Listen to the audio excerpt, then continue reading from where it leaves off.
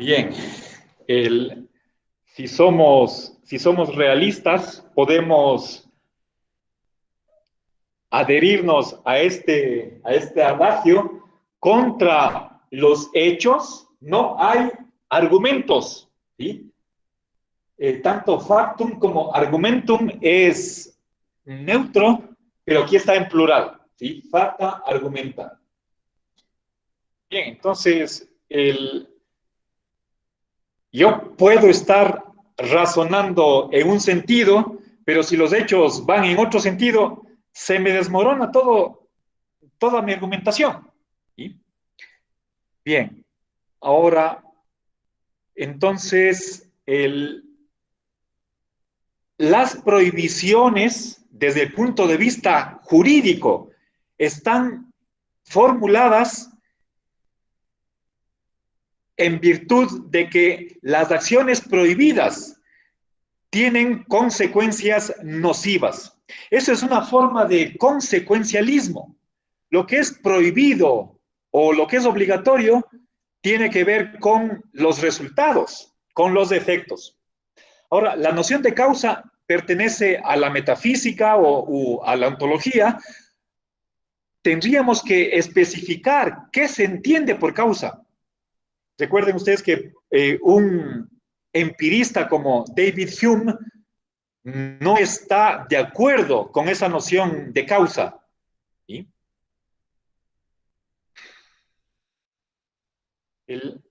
Lorenzo es consciente de que al momento de hacer filosofía del derecho tenemos que tener o elaborar, construir una ontología jurídica.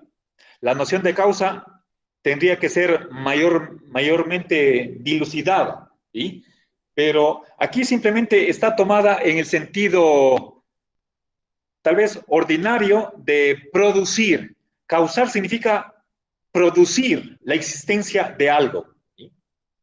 Bueno, esa era la definición que daban los escolásticos. Ahora, preguntémonos lo que les decía, ¿qué pasa cuando ocurre un daño, pero que no es hecho con intención?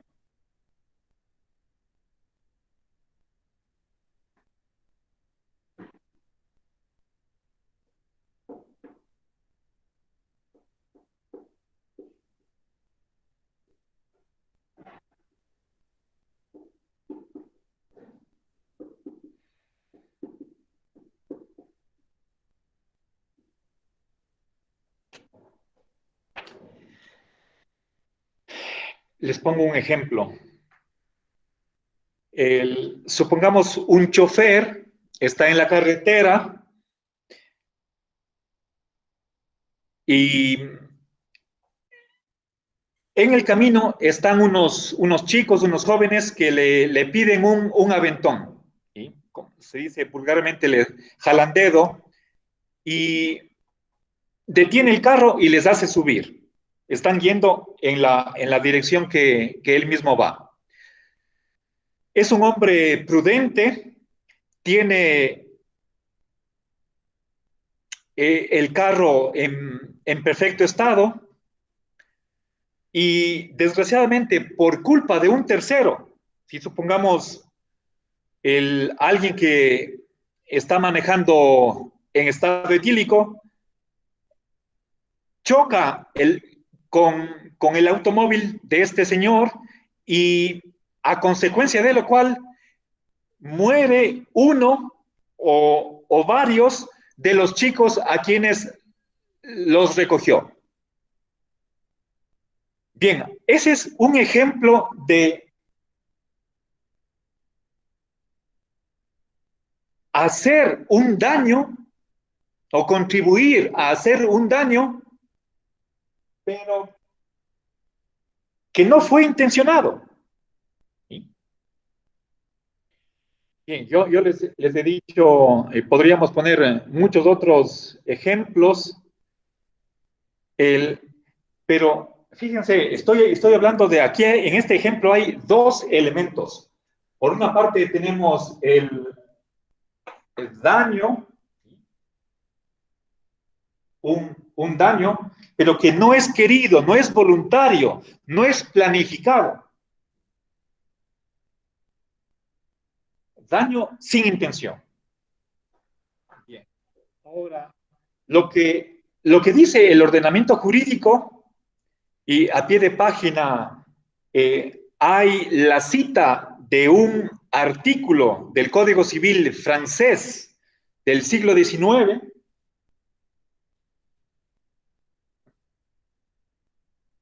A ver, según, según el ordenamiento jurídico,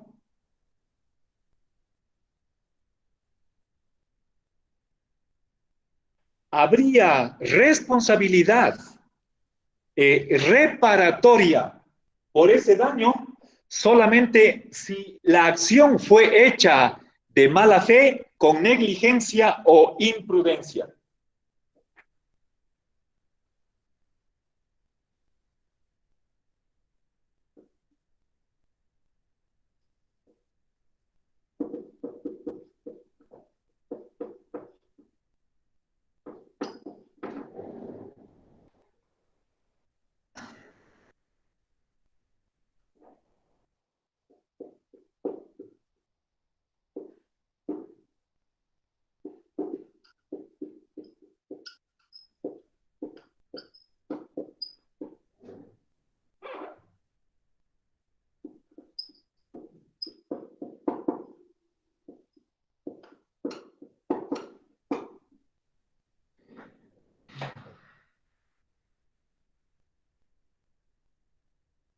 Bien, entonces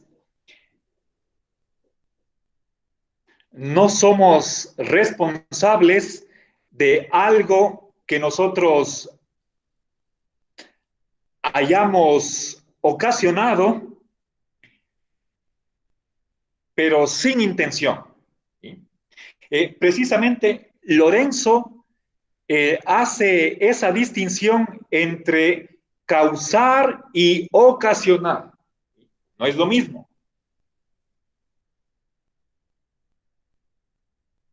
Bueno, no creo que Lorenzo sea quien se haya inventado esta distinción, pero él se adhiere a esa diferencia.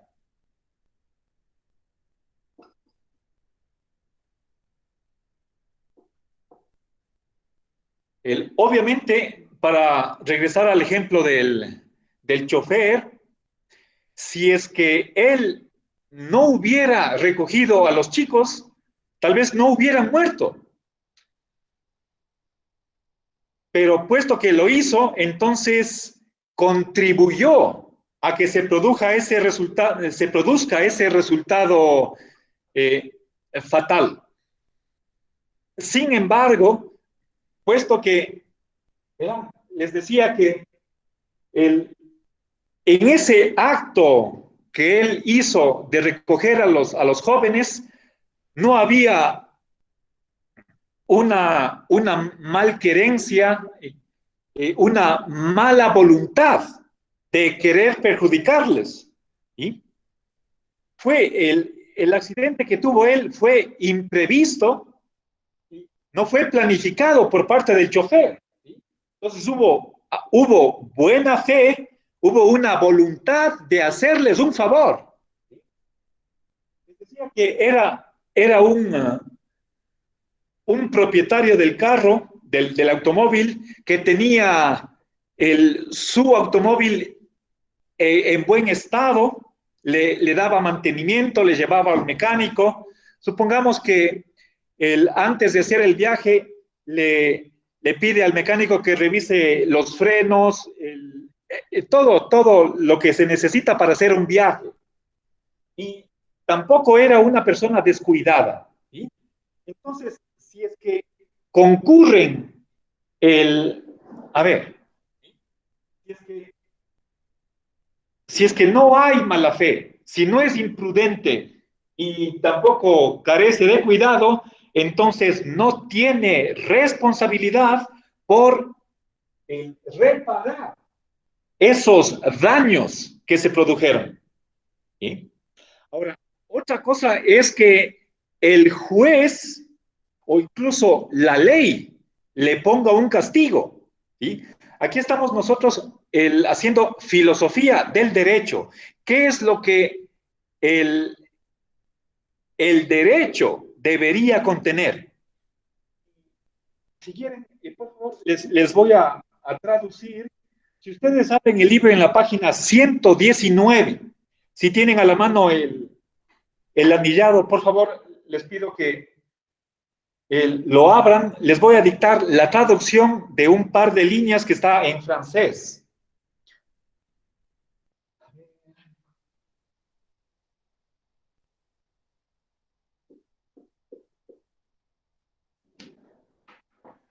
Está al pie de página en la nota 68.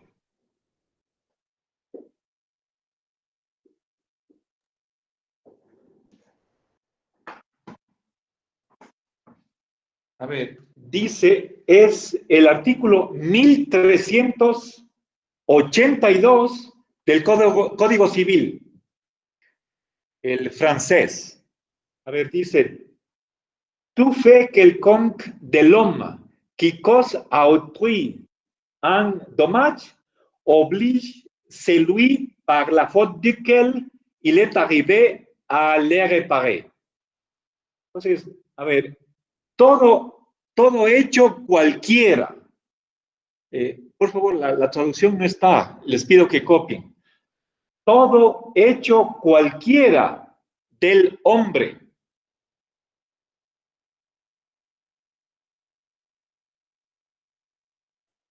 que causa a otro un daño, que causa a otro un daño, obliga a aquel por cuya falta, obliga a aquel por cuya falta,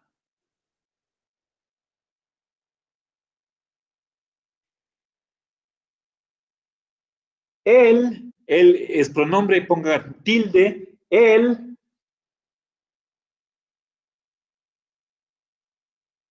está abocado a repararlo. Bien.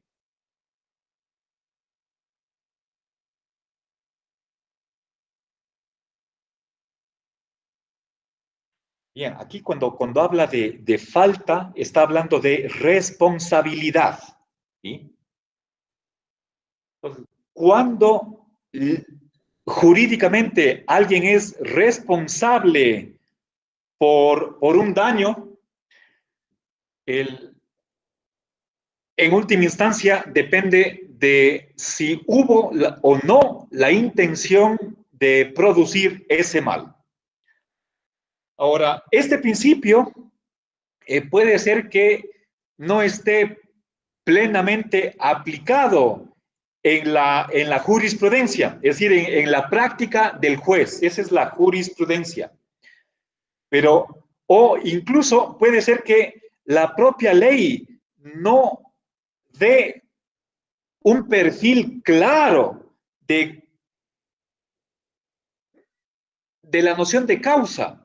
Sin embargo, a pesar de esas falencias, sea del juez o sea de la redacción del legislador, lo cierto es que este axioma pertenece al derecho natural, a la lógica nomológica, y por lo tanto se debe tener en cuenta al momento de producir la legislación. Entonces, con esto acabo este axioma y voy a pasar a la siguiente sección. Voy a empezar la sección 9.6.1 sobre qué pasa con los derechos de los animales. A ver, tomo una foto y borro el pizarrón. Por favor, no sé si pueden, si tienen tal vez alguna pregunta antes de proceder.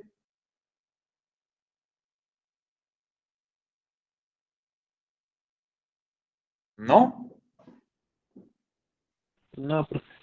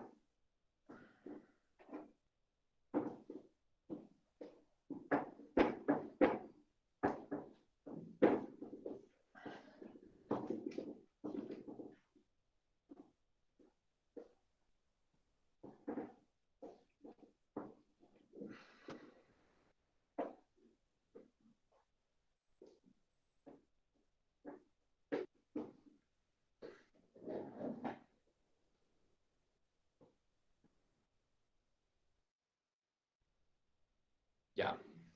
Esta sección se titula Derechos y deberes de los miembros no humanos de nuestra sociedad interespecífica. Bien, entonces veamos acerca de qué trata esta sección.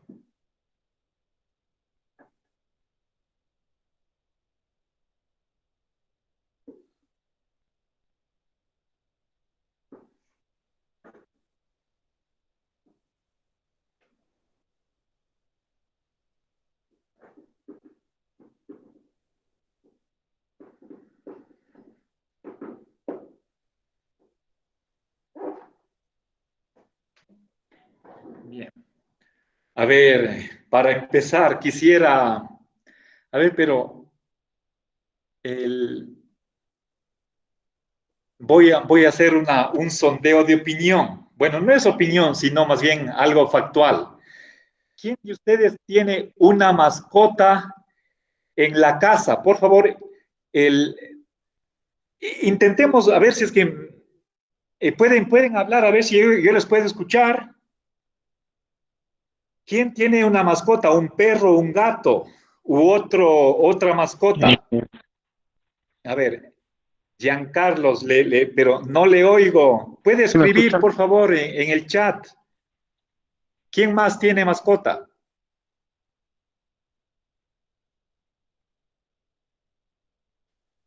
¿Alguien? Yo, profe. Yo. Yo, profe. A ver, me Profe. parece que Agustín, Efren, ¿quién más? Ya, Giancarlos, ya, Efren, dos, bueno, tres, pero eso de 7 estudiantes no es mayoría. Bueno, veamos, entonces pensemos en, en ese hecho de que nosotros convivimos con otros animales. Nosotros como seres humanos somos animales, vivimos en sociedad, pero nuestra sociedad no es exclusivamente humana. ¿Sí? El, Efren, no sé, está hablando, pero yo no le escucho. El, algo pasa con algo pasa con mi parlante que no puedo escucharle. Si puede escribir en el chat algún comentario o objeción, lo que sea, por favor, ahí sí puedo leer.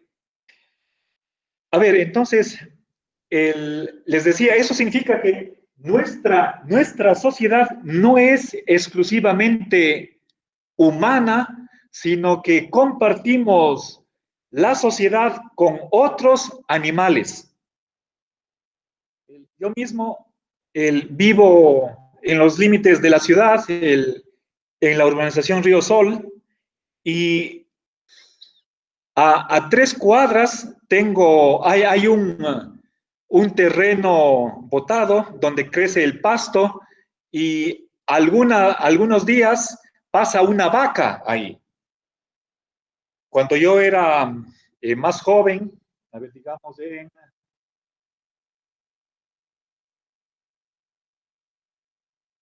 los años 90, estoy hablando hace 30 años, atrás de, perdón, el, atrás de la casa de mis suegros, igual había un espacio verde donde habían incluso ovejas, ¿sí? Entonces, mi, mi hija mayor, que es de la edad de ustedes o quizás un poquito mayor, ella se crió en ese ambiente, ¿sí? Estamos hablando de la ciudad de Cuenca, no les digo que es Rayoloma, no les estoy diciendo fuera de la ciudad, sino dentro de los límites urbanos. Bueno, chicos, se me acabó, entonces el día de mañana continuamos. Muchas gracias, una buena tarde